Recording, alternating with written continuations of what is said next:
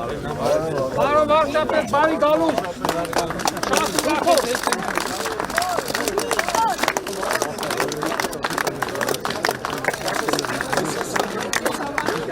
Արագած համայնքի հարգելի բնակիչներ, ողջունում եմ բոլորիդ և ես խնդրում եմ, որ մենք մեր այսօրվա հանդիպումը սկսենք Արագած համայնքի բնակիչ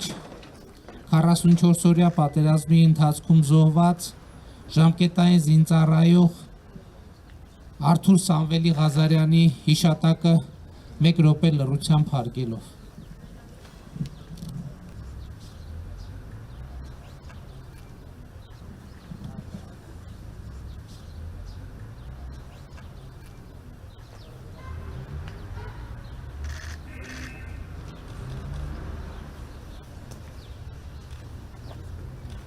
Շնորհակալ եմ շատ։ Հարգելի ներկաներ, ինչն է մեր այսօրվա այցի նպատակը։ Մեր այսօրվա այցի նպատակը զրույցն է, զրուցելը ձեզ հետ, որովհետև մենք բոլորս անցել ենք շատ դաժան մի փորձության միջով եւ պետքա օգնենք իրար, կիսվենք իրար հետ, որպեսզի կարողանանք վերականգնել հույսը, որպեսզի կարողանանք վերականգնել հավատը, որպեսզի կարողանանք վերականգնել վստահությունը ապագայի նկատմամբ։ Առաջին հարցը իհարկե, որին պետքա պատասխան տրվի, հետևյալն է. ինչու ընկան մեր նահատակները, հանուն ինչի։ Եվ էլի ուզում եմ ընդգծել, որ հենց նրանց զոհողությունների բերումով է, որ Արցախը այսօր թեկուզ վիրավոր, բայց կանգուն է։ Եվ մեր ամենամեծ ծառայությունը մեր նահատակների հիշատակի առաջ կլինի այն, երբ մենք Հայաստանը կառուցենք նորովի, Արցախը կառուցենք նորովի։ Եվ ես ուզում եմ ասել, որ ընդամենը 2 օր առաջ հավանաբար տեղյակ եք, որոշում կայացվեց, որ Արցախում պետքա իրականացվի 110 միլիարդ դրամի բնակարանաշինական ծրագիր Հայաստան համահայկական հիմնադրամի հետ։ Ես իհարկե հաշվարկները կանենք, բայց ուզում եմ ասել, որ մեծ հավանականություն կա, որ այս ծրագիրը, որը մենք կիրականացնենք 3 տարվա ընթացքում, համեմատելի է նախորդ 30 տարվա ընթացքում հիմնադրամի կողմից Արցախում իրականացված բոլոր ծրագրերի հետ եւ չի բացառվում, որ ավելի մեծ է։ Ես ձեզ մի այսպիսի վիճակագրություն բերեմ։ Ուրեմն մինչև 2020 թվականը ներառյալ Հայաստան համահայկական հիմնադրամը 92 թվականից մինչև 20 թվականը Հայաստան համահայկական հիմնադրամում հանգանակվել է մոտավորապես 313 միլիոն դոլար 92 թվականից մինչև 2020 թվականի սեպտեմբերը։ Մենակ պատերազմի ընթացքում Հայաստան համահայկական հիմնադրամում հանգանակվել է շուրջ 220 միլիոն դոլար։ Պատկերացրիք 28 տարվա ընթացքում 313 միլիոն դոլար, 2 ամսվա ընթացքում 220 միլիոն դոլար։ Եվ այն ծրագիրը, էլի եմ ասում, որ մենք Արցախում կիրականացնենք, դա թերևս պատմության ընթացքում Արցախում իրականացված ամենամեծ ծրագիրն է լինելու, որը ուղղված է լինելու բնակարանաշինությանը, իրենց տներից զրկված քաղաքացիներին բնակարանով ապահովելու եւ նաեւ ուղղված է լինելու անհրաժեշտ ենթակառուցվածքների վերանորոգմանը, կառուցմանը։ Բայց ես ուզում եմ խոսել նաև Հայաստանի մասին։ Էլի մեր ընկած եղբայրների հիշատակի առաջ մեր ամենամեծ ծառայությունը պիտի լինի այն, որ մենք Հայաստանի Հանրապետությունը կառուցենք նորովի, Արցախը եւ Հայաստանը կառուցենք նորովի։ Որտեւ գիտեք, ես գալիս եմ արդեն այս ընթացքում երկրորդ մարզն է, որ այցելություն ենք իրականացնում եւ անցնում եմ այս գյուղական համայնքների միջով։ Եվ տեսնում եմ բակերում ձեր այդ ջերմոցները, տեսա ելակը արդեն ծաղկել է, և ակնհայտ է, որ մարդիկ հողի վրա աշխատում են, բայց գյուղի, համայնքի փողոցները տեսնելով, տները տեսնելով, հասկանում են, որ այդ աշխատանքը բարեկեցության չի վերածվում, համենայն դեպս այնպիսի բարեկեցության չի վերածվում, ինչպիսին այդ աշխատանքը արժի։ Մեր գյուղացին չարչարվում է, ճիշտ է, հաճախ ծայրը ծայրին հասցնում է, շատ հաճախ ծայրը ծայրին չի հասցնում, ինչն է պատճառը, որ մենք այսքան աշխատում ենք, այսքան աշխատել ենք, բայց բարեկեցությունը այնուամենայնիվ չի ստեղծվել։ Այս հարցի շուրջ մենք պետք է շատ մտածենք, և մեր մեծագույն խնդիրը պետք է լինի մեր երկրի անվտանգությունը և բարեկեցությունը ապահովելը, և կառավարության խնդիրը պետք է լինի մեր երկրի անվտանգությունը և բարեկեցությունը ապահովելը, և մենք պետք է կենտրոնանանք այս խնդիրը լուծելու համար։ Պատերազմի արդյունքների հետևանքների մասով ես էլի ուզում եմ ընդգծել, որ մեր ժողովուրդը 30 տարվա ընթացքում անվտանգությանը բանակին տվել է ամեն ինչ, բացարձակապես ամեն ինչ։ 30 տարվա ընթացքում դուք կրել եք բազմաթիվ զրկանքներ, հանուն անվտանգության, հանուն բանակի, հանուն Արցախի, և այդ առումով ուզում եմ ասել, շատ կարևոր եմ համարում, որ պատերազմի հետևանքով ձեզնից որևէ մեկը իրեն պարտված չզգա, շատ կարևոր է և մեր ժողովուրդը իրեն պարտված չզգա։ Ես ասել եմ, որ այդ պարտության պատասխանատվությունը ամբողջությամբ ես վերցնում եմ ինձ վրա, ինչքան էլ դա ծանր է, դաժան է, այո, պարտությունը թող ինձ լինի, բայց հաղթանակը պետք է ձերը լինի, որովհետև ես հավատում եմ, որ հայ ժողովուրդը իր բարեկեցության, անվտանգության, երջանկության համար պայքարում պիտի հաղթի։ Բոլոր են հաղթանակները, որ այս 30 տարվա ընթացքում մենք կրել ենք այդ հաղթանակները ժողովրդինն է, ձերն է, ձեզնից յուրաքանչյուրինն է, և այդ զրկանքները, որոնք դուք կրել եք այդ հաղթանակի ամենամեծ վկայությունն է։ Պարտությունները, որ կրել ենք մենք, այդ բոլոր պարտությունները ես վերցնում եմ ինձ։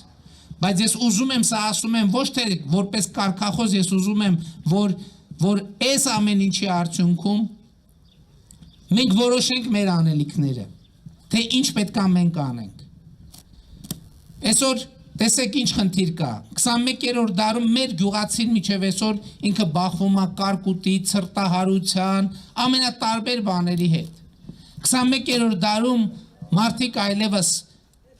կարկուտը, ցրտահարությունը ընդհանրապես պրոբլեմ չեն, երաշտը, որովհետև 21-րդ դարում գյուղատնտեսության մեջ կա այնքան գիտելիք, որ մարդիկ ոչ թե մտածում են, թե իրանք ինչքան բերք պիտի ստանան տեսնեն, իրանք պլանավորում են, թե ինչքան բերք ստանան, և դա ունի մի անուն, ինտենսիվ գյուղատնտեսություն, և մեր խնդիրն է, որպեսզի մենք մեր երկրի վարելահողերի շատ մեծ մասը դրենք ինտենսիվ գյուղատնտեսության տրամաբանության ներքո։ Այսօր Արմավիրի մարզում կա շուրջ 40,000 հեկտար վարելահող։ 40,000 հեկտար վարելահողից 14,000 հեկտարը ընդհանրապես չի մշակվում։ Իսկ ընդհանրապես, եթե մենք նայենք հանրապետության վիճակագրությունը ջրվող հողերի, ոռոգվող հողերի, մեր հանրապետության հողերի 74%-ը չի ոռոգվում, այսինքն անջրդի է, պատկերացնում եք 74%-ը։ Մեր եթե այս նույն վիճակագրությունը հələ Արմավիրի մարզի միջայլոց ամենաքիչ չմշակվող հող ունեցող մարզերից է, եթե չեմ սխալվում, նույնիսկ ամենաքիչը։ Բայց եթե մենք վիճակագրությունը նայենք մեր երկրի մշակվող և չմշակվող հողերի, մենք ինչ վիճակագրություն ունենք, մեր երկրում 444,000 հեկտար վարելահող կա, այդ 444,000 հեկտարից 216,000 հեկտար, այսինքն 49% ընդհանրապես չի մշակվում։ Սա շատ կարևոր վիճակագրություն է, ինչ պետք է մենք անենք։ Եվ չի մշակվում նաև այն պատճառով, որ մեր երկրի այս հողերի 74%-ուն ջուր չի հասնում, ոռոգման ջուր չի հասնում։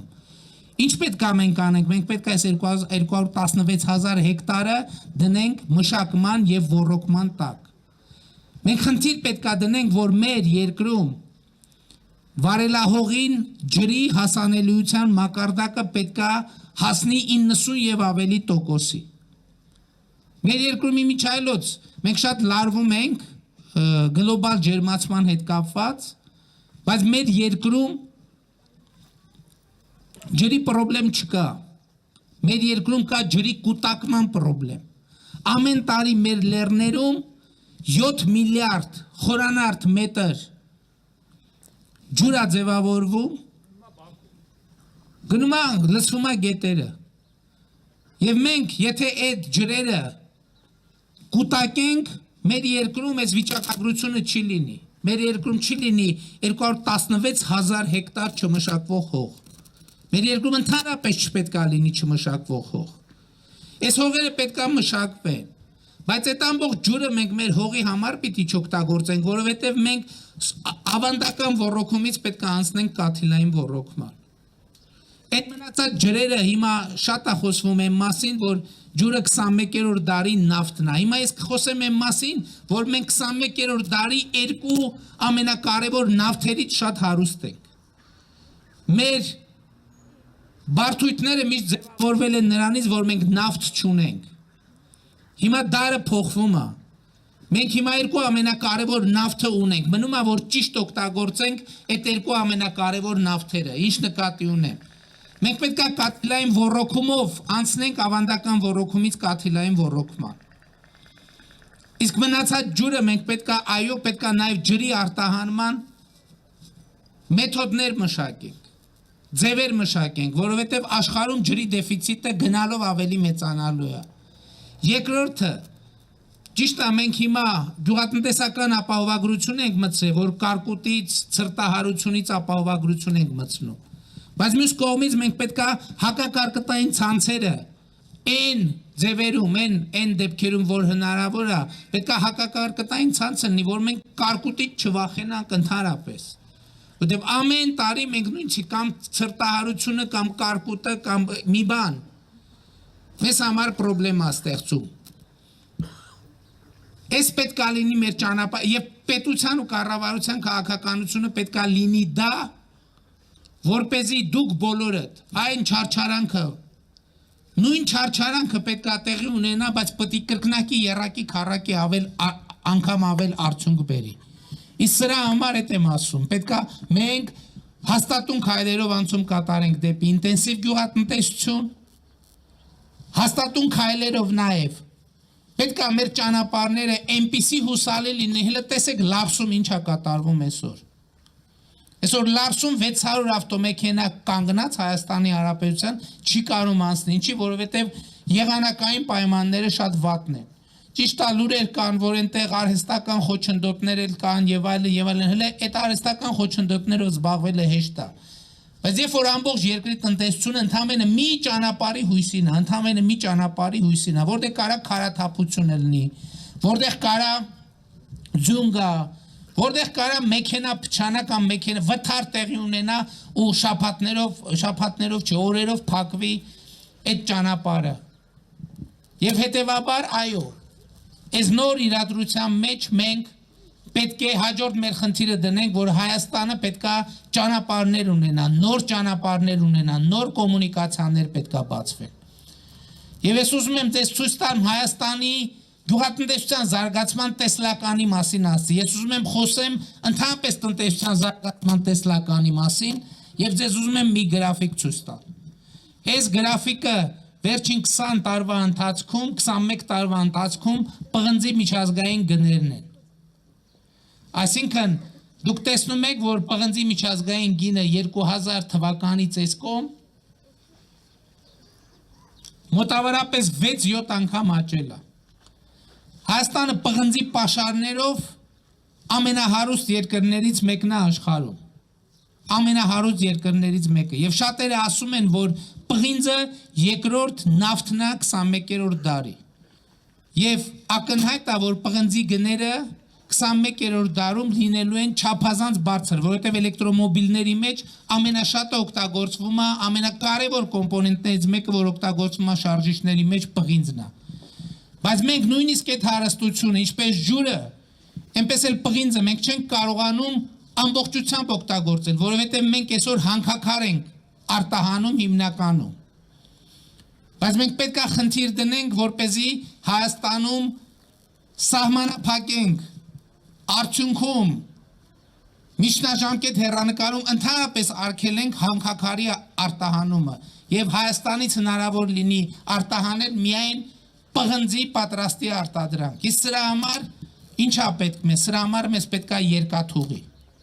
Ինչի է պետք երկաթուղի, որովհետև պղնձի ձուլման համար ընթացքում ձևավորվում է մեծ քանակի ծծմբական թթու, որը երկրից արտահանել, դուրս բերել, չենք կարող մենք այդ ծծմբական թթուն կուտակել։ Ինքը նույնպես ապրանք է, իսկ իր արտահանման համար պարտադիր պետք է երկաթուղի։ Եթե Հայաստանում լինում է պղնձի ձուլարան, սա ինչ է նշանակում։ Որ գնացել են գավառ, ժողովուրդը ինչ էր ասում էր այ գավառի կաբելի գործարանը պետք է աշխատացնել։ Գավառի կաբելի գործարանը հնարավոր չի աշխատացնել առանց երկաթուղու եւ հնարավոր չի աշխատացնել առանց պղնձի։ Երբ որ մենք ունենանք երկաթուղի եւ երբ որ մենք ունենանք պղինձ որպես մետաղ, որպես հումք, ոչ թե հանքաքար, անխուսափելիորեն մեր հաջորդ խնդիրը պետք է լինի, որ այդ պղինձը Հայաստանում այնքան մշակվի, այնքան աշխատատեղ ստեղծի, որ այո գավառինն էլ աշխատի, այն մյուս տեղերին նոր գործարաններ բացվեն, եւ սա պետք է լինի մեր պատկերացումը։ Եվ հետեւաբար, եթե այդ պատերազմյան շրջանում մեզ հաջողվի հասնել նրան, որ երկաթուղիները բացվեն, սա նշանակում է, որ մենք կունենանք հնարավորություն մեր ունեցած 21-րդ դարի երկրորդ նավթը շատ արդյունավետ օգտագործել։ Բայց այստեղ մենք պետք է գնանք որոշակի լուծումների, որտեղ գիտեք, որ մեր երկաթուղիները մասնավորապես դեպի Իրան եւ դեպի Ռուսաստան անցնում են Ադրբեջանով։ Եվ մենք պետք է այստեղ հասկանանք, որ չի կարող լինել այնպես, որ մենք իրանց տարածքով ճանապարհ ստանան, իրանք մեր տարածքով ճանապարհ չստանան։ Եվ այստեղ մենք այո պետք է կայացնենք նաև որոշումներ, որ մենք փոխադարձաբար այդ ճանապարհներից պետք է օգտվենք։ Եվ ընդհանրապես կարծում եմ, որ մենք տարածաշրջանի նկատմամբ մեր հայացքը, մեր դիտանկյունը որոշակի պետք է փոխենք։ Ես այդ բարդ նախադասությունը ասում եմ եւ իրոք այդ նախադասության շուրջ մենք պետք է մտածենք։ Այո, ասված է եւ գիտենք, որ մենք տարածաշրջանում ունենք թշնամիներ։ Բայց ի վերջո եկեք արձանագրենք։ Ինչքան մենք ենք համարում թշնամի, այնքան էլ մեզ են համարում թշնամի։ Էլի ինչքան մենք ենք շատ համարում թշնամի, մեզ այնքան շատ են համարում թշնամի։ Ինչքան մեզ շատ են թշնամի համարում, մենք այնքան ավելի շատ ենք թշնամի համարում։ Եվ մենք այս իրավիճակի մասին պետք է մտածենք։ Որովհետև մենք տարածաշրջանում պետք է ստեղծենք Հայաստանի շուրջ որոշակի բարենպաստ միջավայր։ Իսկ որպեսզի Հայաստանի շուրջ բարենպաստ միջավայր կարողանանք ձևավորել, պետք է մենք էլ կարողանանք փոխել մեր դիտանկյունը տարածաշրջանի նկատմամբ, բայց տարածաշրջանն էլ պետք է փոխի իր դիտանկյունը մեր նկատմամբ։ Եվ այստեղ առաջնային հարց է գալիս անվտանգության հարցը։ Գիտեք ըստ էության, երբ որ ես ասում եմ 30 տարվա ընթացքում դուք բոլոր զոհողությունները արել եք, դուք այ բոլորդ, երեխեքը, մեծերը, տարիքավորները, բոլոր զոհողություններն արել եք հանուն անվտանգության։ Բայց մենք մի իրողության առաջ ենք կանգնած, որ մենք 30 տարի պատրաստվել էինք դիմակայել այն սպառնալիքները անվտանգային, որ գալիս են Ադրբեջանից։ Բայց մենք 2020 թվականին բախվեցինք մի իրավիճակի հետ, երբ որ Հայաստանի դեմ կռվում էին միանգամից Ադրբեջանը, Թուրքիան, վարձկանները, Պակիստանը։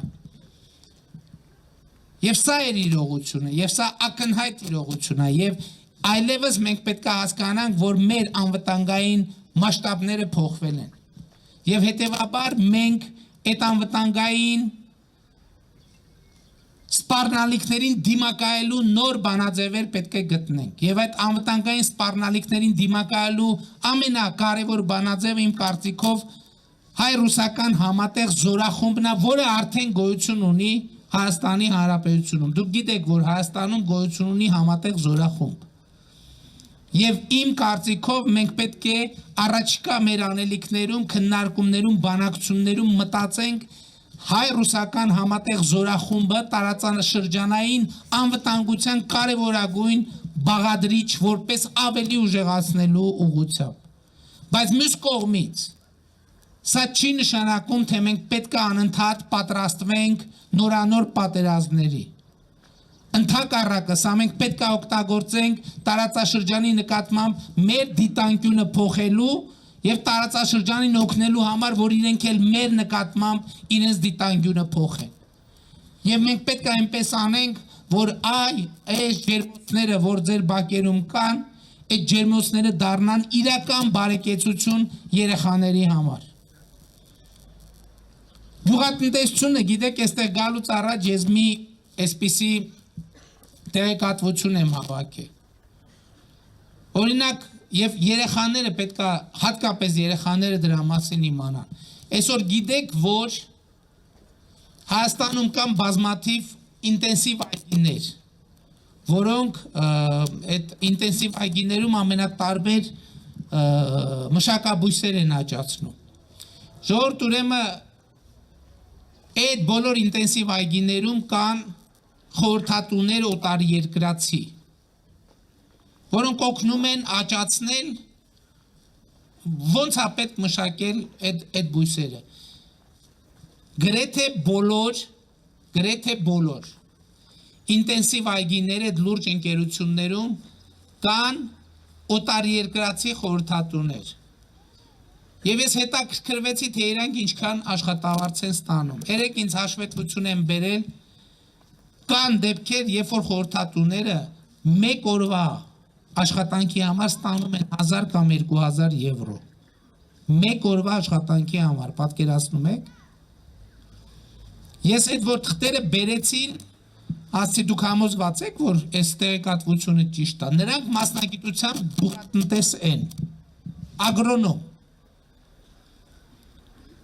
Բայց նրանք օրվա համար ստանում են 2000 եվրո, 1000 եվրո, 1500 եվրո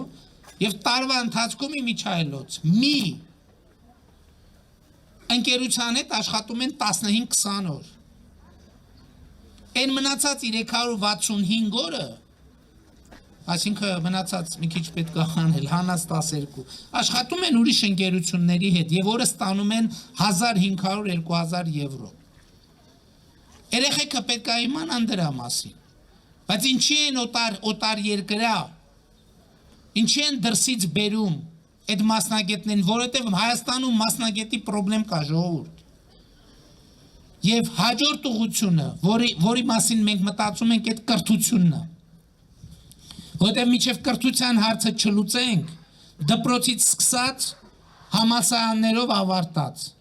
մենք այդ հարցերը չենք լուծելու։ Մենք պետք է հիմա այս երեխեն, որ ինձ լսում է, որ ինքը իր առաջ խնդիր դնի,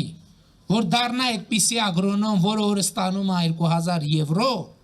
ինքը շատ մեծ դժվարությունների կհանդիպի, շատ մեծ դժվարությունների։ Եվ այդ իր դժվարությունները հաղթահարելու համար առաջին քայլը, որ մենք անում ենք, այդ ուսուցիչների որակավորումը եւ բարձր աշխատավարձը ապահովելն է։ Ես այդ ծրագրի մասին ասել եմ։ Այս տարվա նոյեմբերից Հայաստանի այն ուսուցիչների աշխատավարձը իմիջայլոց բանի առարկաների ցանկ կա, ովքեր կանցնեն ատեստավորում, մայիսից դիմումները ընդունվելու են, մինչև նոյեմբեր ատեստավորման գործընթացը տեղի ունենալու եւ այն ուսուցիչները հայոց լեզու, գրականություն, ֆիզիկա, մաթեմատիկա, քիմիա, հայոց պատմություն եւ էլի 7 առարկաներից ենք սկսում, ովքեր այդ որակավորման գործընթացը կանցնենք, նոյեմբերից իրանց աշխատավարձը 50%-ով, 30-ից 50%-ով կբարձրանա, նայած թե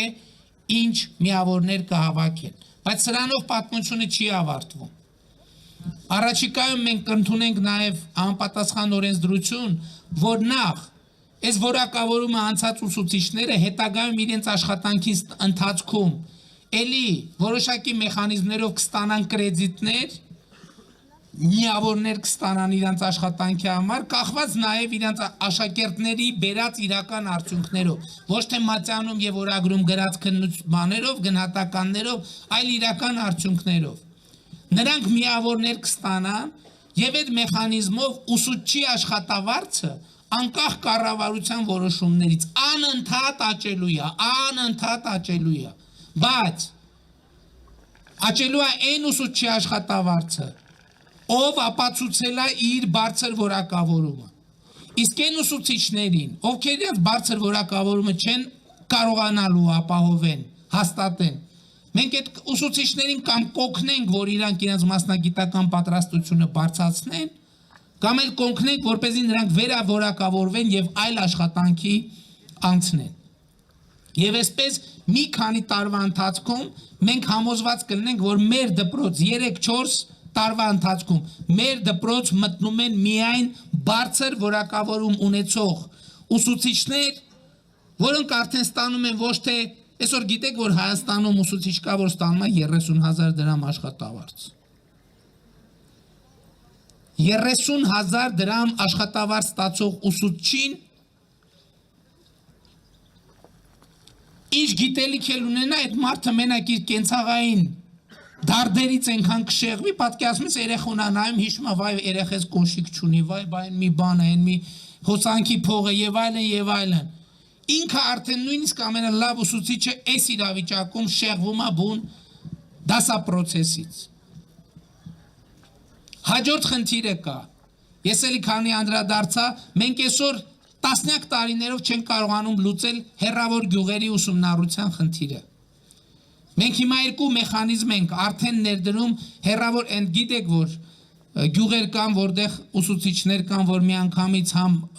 ֆիզկուլտուրային պարապում, համ ֆիզիկա, համ քիմիա, համ անգլերեն, համ ֆրանսերեն, որտեղ կադրեր չկան։ Հիմա մենք ներդնում ենք նաև հեռավար ուսուցման ծրագիրը, որ բարձր որակավորում ունեցող ուսուցիչները հեռավար կապով միավորվում են այդ հեռու դպրոցների հետ եւ դաս են վարում այդ երեխաների հետ եւ սա էլ լրացուցիչ բնականաբար աշխատավարձ է բերում։ Մենք ուրիշ մեխանիզմ ենք մտածում, մենք մտածում ենք այդ կարգի հեռակա, հեռավոր դպրոցներում, հեռավոր գյուղերի դպրոցների կրթական ցիկլը մի քիչ տեղաշարժենք, այսինքն նրանց մոտ դասերը մի քիչ ավելի ուշ սկսեն եւ ավելի ուշ ավարտվեն, ինչի համար, որ օրինակ մենք ամառային արձակուրդների ժամանակ բարձր որակավորում ուսուցիչներին գործուղենք, ընդ որում հիմա գործուղման այդ նպաստները նույնպես բանեն արել, ավելացել են, որպեսզի գործուղենք, իրանք ասենք օրինակ քաղաքի Երևանի ուսուցիչը գնա մի ամիս իր ընտանիքով իր հանգիստը անցկացնի այդ գյուղում եւ նաեւ գնա մի քանի անգամ երեխեքին, որոնց հեռավար դասա տալիս, մի քանի անգամ էլ կենթանի շփում տեղի ունենա եւ այդ երեխաներին ներգրավի։ Այս ձևով եւ նաեւ չափարոշիչների հարցը լուծելով մենք այս երեխեքի ապագայի առաջին խնդիրը պետքա լուծենք։ Եվ երկրորդ նախագիծը, քանի որ կրթության մասին խոսեցի, կներեք, ես չգիտեմ, հետաքրքիր է ընդհանրապես այս թեման։ Հաջորդը ինչ ենք ուզում անենք, այսպիսի մի նախագիծ կա։ Գիտեք, որ մեր բուհերում կան բազմաթիվ պրոբլեմներ։ Այդ պրոբլեմները կապված են եւ ֆիզիկական ենթակառուցվածքի հետ, եւ կապված են բովանդակության հետ։ Եվ մենք ունենք այսպիսի գաղափար, որ Երևան քաղաքից բոլոր կամ եթե ոչ բոլոր առնվազն բուհերի մեծամասնությունը, քանի որ շենքերը գտնվում են կենտրոնում, այդ շենքերը հանենք վաճառքի, ձևավորված գումարներից Երևանից դուրս կառուցենք քաղաք, որը կլինի բուհական ակադեմիական քաղաք, որտեղ կենտրոնացած կլինի մեր գիտական, դասախոսական պոտենցիալը, եւ այս երեխեքը այդ բարեփոխված դպրոցից հնարավորություն ունենան գնալ այդ բարեփոխված բուհական համակարգ։ Այսօր մեր բուհերում նույնիսկ ասում եմ բան չկա, շենքային պայմանները արդեն չեն համապատասխանում 21-րդ դարի չափանիշներին, որ այս երեխեքը գնան այնտեղ այդ կրթությունը ստանան եւ հնարավորություն ունենան, որ հենց Հայաստանում այդ այս գյուղերում ձեր բոլորի բարեկեցության մակարդակը իրանց 2000 եվրոանոց օրը խորհրդատվությամբ կարողանան օգնել ձեզ, մեզ բոլորիս, որպեսզի մենք մեր բարեկեցությունը կարողանանք ստեղծել։ Ես ինչ եմ ասում սա, ես ուզում եմ, որ մենք պատերազմի հետևանքների այս իրադրությանը նույնպես նայենք, փորձենք նայել նաև ուրիշ հայացքով։ Ես այսօր գրում եմ եւ մեր բոլոր նահատակների 44-օրյա պատերազմի նահատակների գերեզմանների առաջ ծնկի եմ գալիս։ Եվ մենք մեր հարգանքի մեծագույն տուրքը պետքա մատուցենք, մենք ներողություն պետքա խնդրենք նրանցից, որ չկարողացանք նրանց կյանքը պահպանել եւ խնդրում եմ ես այդ ներողությունը, բայց ազգովի նրանց հիշատակի հարգելու ամենամեծ ձևը կլինի այն, եթե մենք ունենանք իսկապես բարեկեցիկ Հայաստան, իսկապես բարեկեցիկ Արցախ, իսկապես անվտանգ բարեկեցիկ եւ երջանիկ։ Ես այսօր ձեր գյուղի փողոցներով որ անցնում էի, ընդ որում մենակ ձեր մոտ չամբողջ Հայաստանն ատեն ժողովուրդ։ 21-րդ դարում ինչի պիտի մենք ունենանք փողոցներ, որոնք դեռևս կամ ասֆալտապատված չեն կամ սալիկապատված չեն։ Սա մեզ պետք է ազդակ լինի, որ մենք երևի այնուամենայնիվ ինչ որ բան սխալ ենք արել եւ մենք առաջինը պետք է մեր սխալները ուղղենք։ Բայց ես ուզում եմ ձեզ հետ խոսել նաև յետ պատերազմյան մի շատ կարևոր ձեռքբերման մասին։ Նոյեմբերի 9-ից հետո դուք գիտեք ինչ իրադարձություններ են տեղի ունեցել Հայաստանի Հանրապետությունում։ Եղել են հարձակումներ, եղել է ընդհուպ բաց հրապարակային ահաբեկչության քարոզ, եղել է ամենասուր եւ շարունակում ամենալ ատելության խոսք, եղել է շատ էմոցիոնալ վիճակ եւ ըստ էության արդեն 5-րդ ամիսը այս իրավիճակը շարունակվում է, բայց ես ուզում եմ ձեր ուշադրությունը հրավիրել մի փաստի վրա, որը կարծում եմ աննախադեպ է համաշխարհային պատմության մեջ։ Այս ընթացքում Հայաստանի Հանրապետությունում այս համատեքստում մի հատ կրակոց չի հնչել, մի հատ։ Դուք պատկերացնում եք, մենք այս ամեն ինչի միջով անցել ենք ու մի հատ կրակոց մինչև այսօր չի հնչել։ Սենց բան աշխարհի ոչ մի երկրում չէր կարող լինել եւ չի եղել։ Եվ ես ուզում եմ ասել, որ սա առաջին հերթին մեր ժողովրդի ձեռքբերումն է, որովհետև բոլոր պոտենցիալ կրակողները գիտեին, որ ժողովուրդը դա չի ների եւ ժողովուրդը դա չի հանդուրժի։ Ընդ որում կարող էին կրակել, ընդ որում պատերազմից հետո մարդկանց ձեռքը անվերահսկելի քանակությամբ զենք զինամթերք կար։ Բայց ես փաստի հետ ուզում եմ այս փաստը ուրիշ մեկնաբանություն էլ ունի։ Պատերազմի ամսի 9-ից հետո գիտեք, ընդդիմության հիմնական մեղադրանքը ինձ ուղված հետևյալն է, որ ես ինչ որ դավաճանական գործարքի եմ գնացել։ Առնվազն տրամաբանորեն կարելի է հարցի պատասխանը գտնել, չէ, որտեղ ասում են, ծախել է, գնացել է այնտեղ 5 միլիարդ 4.5, 3.5, չէ, բայց ես ուրիշ հարց եմ տալիս։ Եկեք տրամաբանորեն նայենք։ Պատերազմի ընթացքում ին որոշմամբ Հայաստանի ժողովրդին մարդկանց ընդդիմության այդ թվում ահռելի քանակությամբ զենքա բաժանվե իմ որոշմամբ ասել եմ ով պատրաստ է հանուն հայրենիքի զենք վերցնի բոլորը թող զենք վերցնեն երկրորդը ամբողջ իրավապահ համակարգը որի նպատակը պետք է լիներ կառավարությանը եւ իրավակարգը պահպան ամբողջը գործուղվել են առաջնագից բայց դավաճանության մեջ ներգրաված իշխանությունը կամ վարչապետը ասենք դավաճանությունը այդքան չի ֆայմում որ պոտենցիալ ընդդիմադիրներին զենք է բաժանում անվերահսկելի քանակությամբ ոստիկան նույնիսկ պետական պահպանության ծառայությունը որի գործառույթը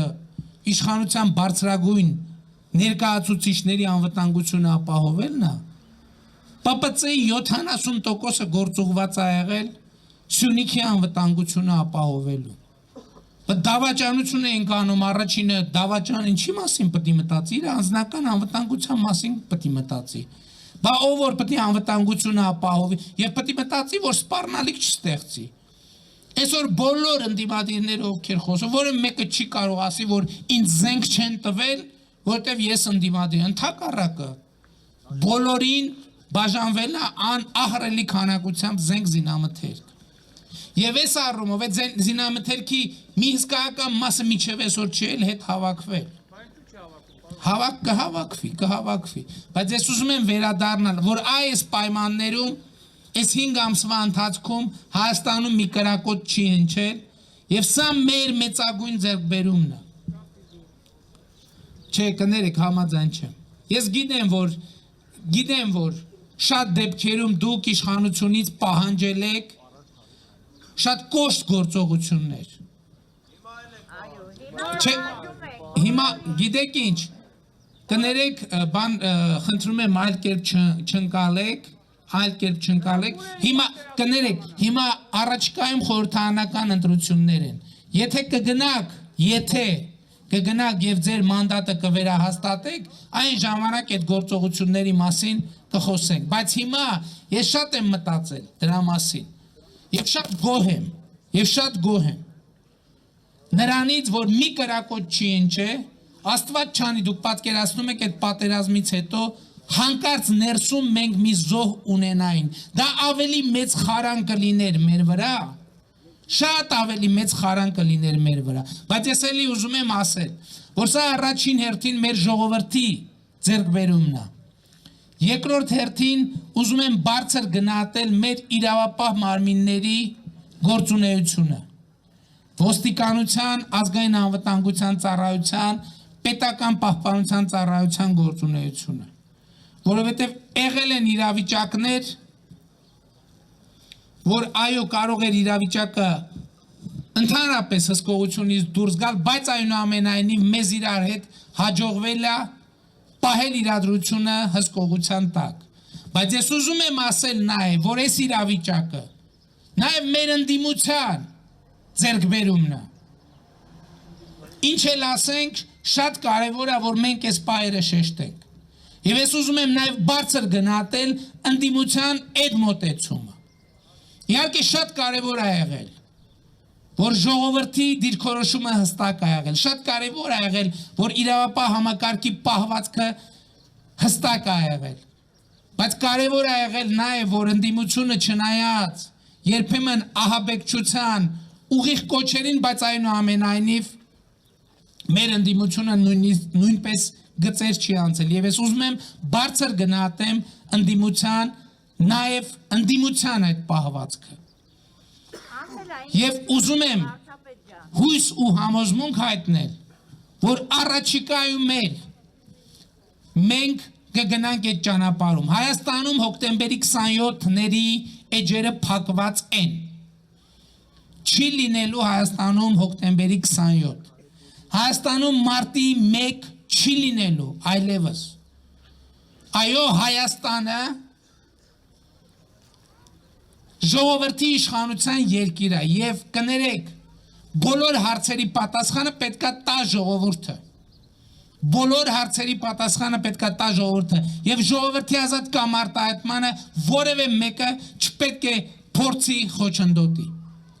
առաջիկայում նշանակված է հունիսի 20-ին արտահերթ խորհրդարանական ընտրություններ ինչի մասին են այդ ընտրությունները ժողովուրդ այդ ընտրությունները դրա մասին է որ դուք պետք է որոշում կայացնեք անցյալի եւ ապագայի վերաբերյալ դուք պետք է գնահատական տաք անցյալին եւ դուք պետք է որոշում կայացնեք ապագայի վերաբերյալ եւ մենք այո առաջիկայում ես հրաժարական եմ տալու ապրիլին ինչու